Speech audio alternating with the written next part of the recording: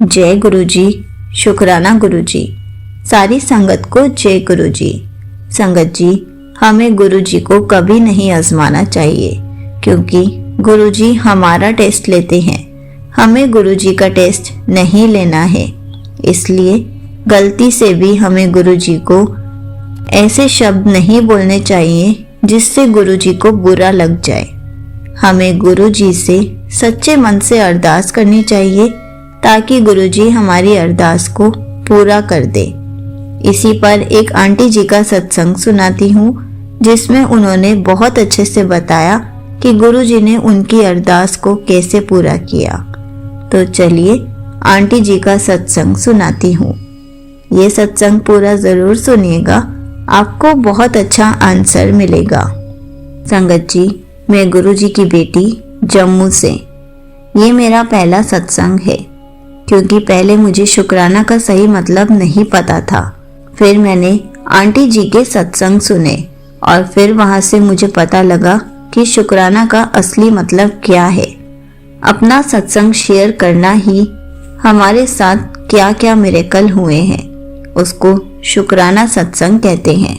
हमें गुरु जी की ब्लेसिंग्स के रूप में छतरपुर बड़े मंदिर से कैलेंडर ब्लेसिंग मिली थी। तो मेरी मम्मी ने सोचा कि हम इसको फ्रेम करवा लेते हैं और जिस दिन फ्रेम हो जाएगा उस दिन हम छोटा सा सत्संग कर लेंगे।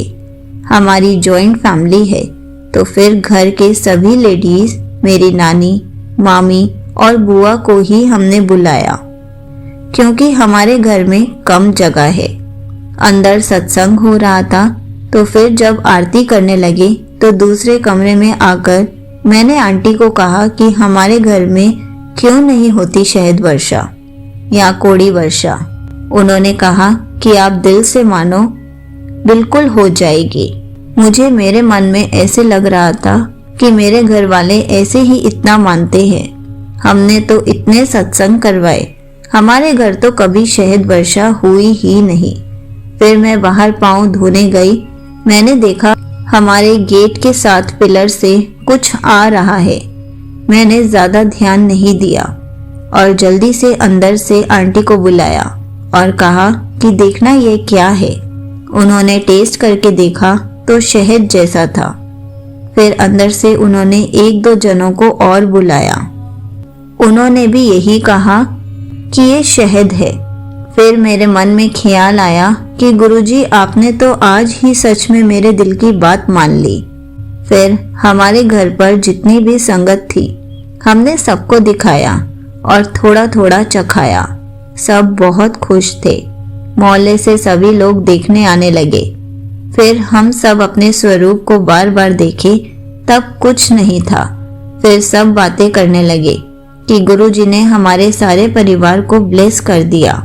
फिर अचानक गुरुजी के स्वरूप पर एक आंटी की नजर पड़ी, तो वहां से शहद आ रहा था। सब फिर से बहुत खुश हुए और शुक्राना करने लग गए। थोड़ी देर बाद हमने देखा तो हमारे घर के सामने जो आंटी रहती है, उनके भी स्वरूप में से शहद वर्षा हो रही थी। तो उस रात को हम 4 बजे सोए, क्योंकि 2 बजे तक संगत दर्शन करने ही आ रही थी। 1 हफ्ता ऐसे चलता रहा और हम रोज शाम 5 बजे गुरुजी का सत्संग करते थे। तो आखिर में मैं ये बोलना चाहूंगी कि हमारे गुरुजी कुछ भी करके दिखा देते हैं। यहीं पर आंटी जी का सत्संग समाप्त होता है। संगत जी, पहले तो यही कहूंगी कि कभी भी ऐसे नहीं बोलना चाहिए कि हमने इतने सत्संग कराए हैं, लेकिन हमारे घर में तो कभी भी ऐसा नहीं हुआ। ठीक है, हम भी ह्यूमन फॉर्म हैं, हमारे मन में ऐसे डाउट्स आते हैं। हम भी ऐसा सोचते हैं जब हम दूसरों के सत्संग सुनते हैं कि उनके घर पर तो सब करवा दिया, उनके घर पर तो शहद वर्षा भी हुई, लेकिन हमारे घर पर क्यों नहीं हुई। और गुरुजी उसी टाइम अपने आप को प्रूफ कर देते हैं। पर इस तरीके से हम गुरुजी का टेस्ट लेते हैं, लेकिन ये गलत है। हमें गुरुजी का टेस्ट नहीं लेना है, गुरुजी ने हमारा टेस्ट लेना है। अगर हम गुरुजी को सच्चे मन से याद करेंगे, हम अगर गुरुजी पर अच्छे से विश्वास करेंगे, तो गुरुजी हमारा विश्वास कभी डगमगाने नहीं देंगे। लेकिन कभी भी हमें गुरुजी को आजमाना नहीं चाहिए। कभी भी ऐसे नहीं बोलना चाहिए कि हमारे यहाँ पे ऐसा क्यों नहीं होता। इसकी बजाय हमें ये बोलना चाहिए, गुरुजी आपके घर पर तो रोज सत्संग हो रहे हैं, आप भी अपने करिश्मे दिखा दीजिए, आप भी हमें शहद वर्षा दिखा दीजिए, हमें भी शहद वर्षा देखने का मन है। इससे गुरुजी भी खुश हो जाएंगे कि मेरा पुत्र मुझे आजमा नहीं रहा है, बल्कि एक छोटी सी अरदास कर रहा है और गुरुजी उस अरदास को जरूर सुनेंगे। इसलिए संगत जी, गुरुजी को कभी भी आजमाना नहीं चाहिए। जय गुरुजी, शुक्राना गुरुजी।